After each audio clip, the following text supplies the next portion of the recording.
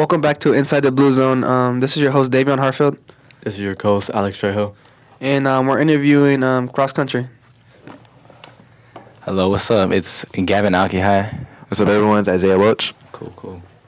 And yeah, okay, so what inspired you guys to join cross country, and when did you guys join? Alright, so what inspired me to join? I say like in 8th grade during PE.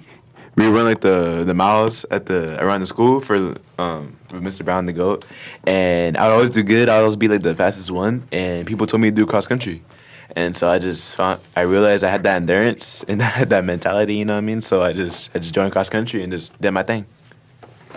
Yeah, for me, I'll say the thing that inspired me was my older brother. He did it all his years at Centro, and that always drove me. I wanted to always do just better than him. That was really my motivation, and to compete. W. Yeah, that's really what it is, the drive, and just to know that this is a lot of sports punishments, is to run. What's the hardest part about cross country? I'd say, the hardest part of cross country, I would say The mentality. the mentality part. sure. Not even the running part, it'd for sure be the mentality. You really have to have like the mental strength for it. You know what I mean? For sure. Just like discipline and like tell yourself. Yeah. Just keep going. Yeah, and you have to drive, bro. You got to realize you're running, for practice you're running 10 miles and you have to keep running 10 miles. You can't stop. You feel me? Like Yeah. it really does take a lot of mental strength, and especially like if you have a bad race, how you have to have the mental to come back and do even better, and that can take a toll on your head. Yeah, the crazy thing is like your body. I don't think it's like, really like meant to like do like all this like physical work. You know what I mean? So your brain is telling you to stop. Your brain is your brain is telling you, oh, something's wrong here. Stop. And it gives us like a uncomfortable feeling. So especially the more and more we get into the workouts, more and more we get into the race, we feel just complete terrible, bro. So it's really the mentality for sure. And you gotta tell your brain, nah, I'm gonna keep going and just do your thing. And man, What happens if you're weak-minded in the sport? Like, what is the outcome of that? do trash. You're trash. That's the real thing. Like, if you're weak-minded, like everyone's just gonna pass you. I mean, you might start off good, like within the first mile, because every race is 3 miles. Yeah. So the first mile, you might start doing good, but then you get to those hills, you start feeling that pain. It might might start aching, and you be like, nah, I don't want to do this no more. And just everyone's gonna pass you because everyone ahead of you, they're feeling just as much pain. But if you're weak-minded, everyone else is gonna push harder than you and just beat you. You're not gonna do that good. Really. Yeah, it Simple. won't work out. It's really just what he summed up. It's as simple as that. If you're running weak-minded, you're gonna be a weak runner. I mean, For sure. a lot of it, is the physical part, getting the training, all that stuff. But another big majority of it is for sure having the mind to just drive and then not give up, not to give out, and not to stop. Yeah, this sport is not for the weak for sure, bro. Yeah. What was the thought process of winning the IVLs last year? I'll speak first on a personal level. Well, just leading up to it, it's a lot. I mean, the biggest thing I always tell not only myself but some of my teammates is just to be patient with yourself. Be patient with your body. Sure. You might run slow in the beginning of the season, but like me, at the end of the season, you're gonna take off, and you got to be ready for that, and you got to just know when to start driving and when to start crushing. And a lot of it too is a health thing.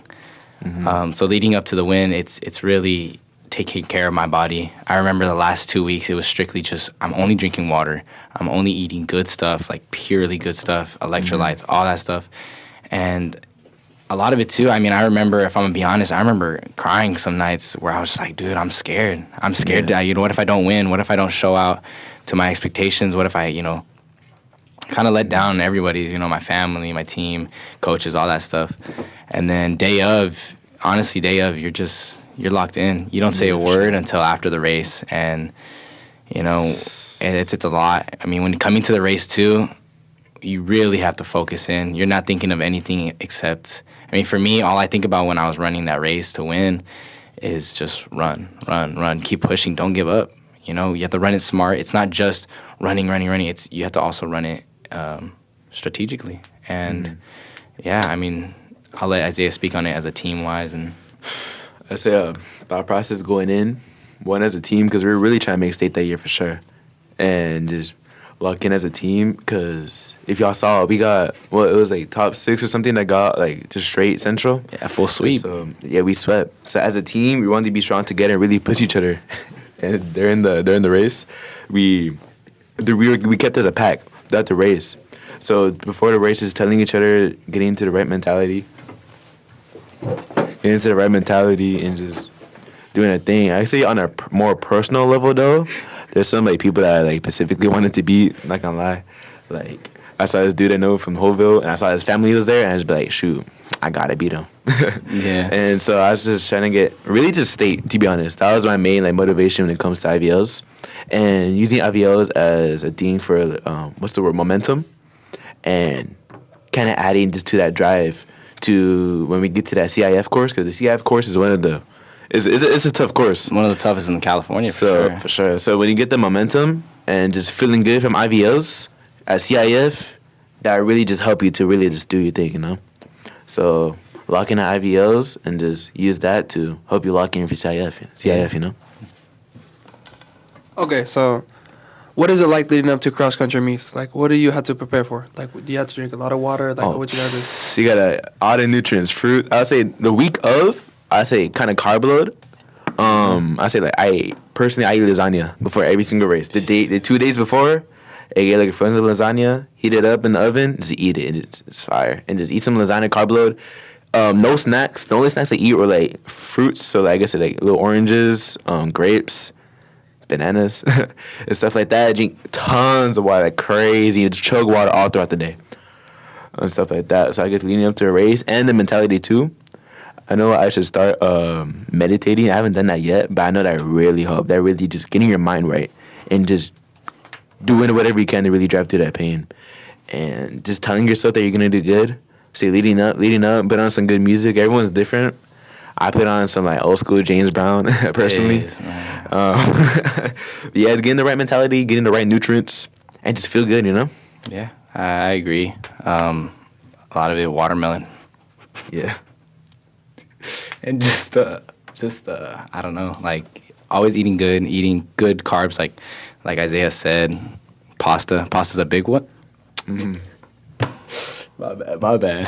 The co-host here trolling, but yeah, eating good carbs. I say another thing is distractions. I'm in band too, Like that, and the day before, we had a game, and we had to leave at halftime. And so it is a lot of like sacrifices too.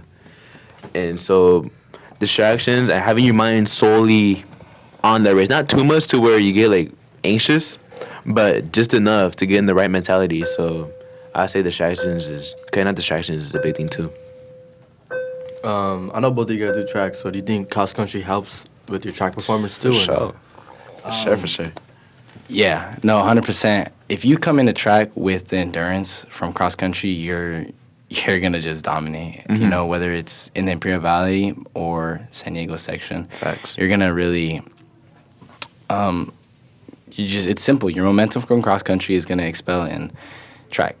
You know, if I'm running 16-minute 5Ks, you know, which is 3 miles in cross country, obviously I'm gonna do an amazing 2 mile in track, especially on a flat ground instead of running on hills, you know, Yep. like you would in cross country. But yeah, for sure, 100%. I think the only thing, I mean, you have the endurance part. The only thing is sharpening your speed when it comes to track. Yeah. Compared to cross country, and yeah, that's my take on that. Yeah, every show helps. It definitely gives just so many benefits because I feel like during track, you're not really gonna build up from the bottom. At cross country, let's say you're a freshman and you join cross country, you're kind of at level 0, you're at ground 0, and you're building up from there. If you don't do cross country, just go straight to track, and you go from 0, you start at 0 at track, you're just not gonna do as well. So I say the cross country really prepares everything for track, and especially with as Gavin said, those 2 mile races, 1 mile races. If you could do your thing in a 5K with those hills, tough climate, shoot, you could do everything in track. You could do whatever you want in track if you could dominate in a 5K. Yeah, the only thing is like you're just running in circles. Yeah, it's a little weird. Times. So Yeah, it helps the mentality too. Okay, so what is your social life in cross country? We're a family. I love everyone there, sure. man. Yeah. Everybody's really close. I Sure. mean, if I were to compare it to any other sports I did, which is soccer and even track, I would for sure say cross country. It's a small group, especially varsity. Varsity's only it's only 7 of us, Yeah. and so those 7 guys, every run, like you got to realize we're running 10 miles, but we're shedding tears, we're shedding blood with each other, as brothers, and for sure.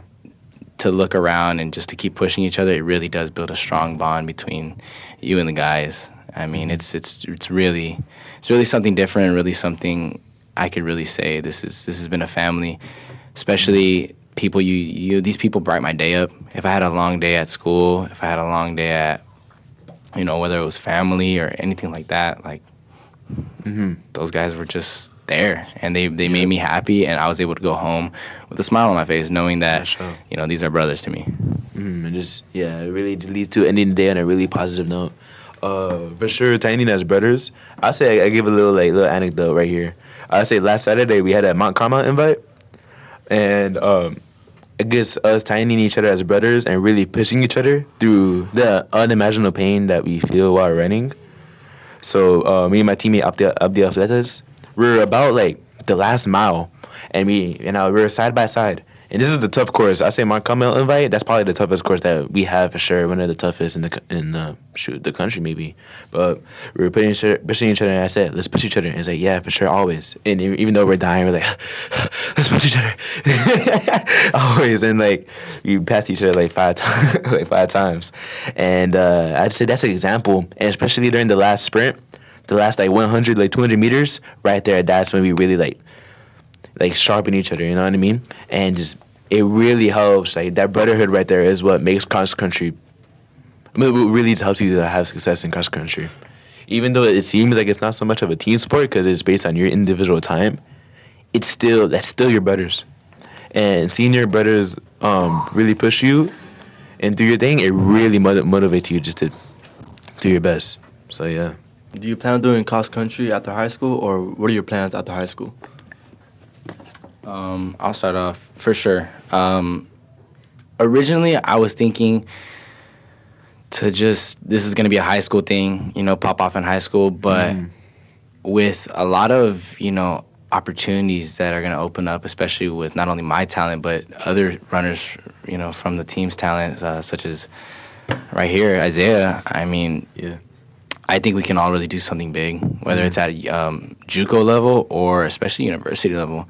D1, D2, I think we can all make it. That's how good we are. That's how skilled and disciplined we have been trained, thanks to our coaches, Coach Pete and Coach David Hernandez, Coach Claudia too. Yeah, the goats. But yeah, I think I will personally be for sure running. I'm going to be doing a year of JUCO after this just to get my AA, and then after that transfer out to a good running school, whether it's D1 or D2, for sure. Me personally, I'm gonna keep it 100. I really don't know. Like ever since like the beginning, like Gavin, I said that it was gonna be probably just a high school thing, and right now I'm gonna see what doors open up. I'm gonna apply at different colleges, and if it's all God, you know what I mean? It's God's will. And I'm going to look out for those signs because really, I really don't know right now, if I'm being honest. So I don't know. I might do band in college. I love band right now, so I might do band in college. I might do cross country in college. I might just look at my grades in college. And so I don't know. I'm going to be looking out for those signs. I know right now in high school, I'm going to give it my absolute all in cross country for sure. And if I see some good opportunities come into some doors being able to be opened, maybe I do my thing in college and get some offers and just, I don't know. I might take a JUCO route. You don't know. But I know whatever it is, God's going to have something great in store for me. For sure. And I'll be happy. And yeah, it might be cross country. We'll see, for sure. Yeah, I want to thank y'all, and that's going to conclude our podcast. Bet.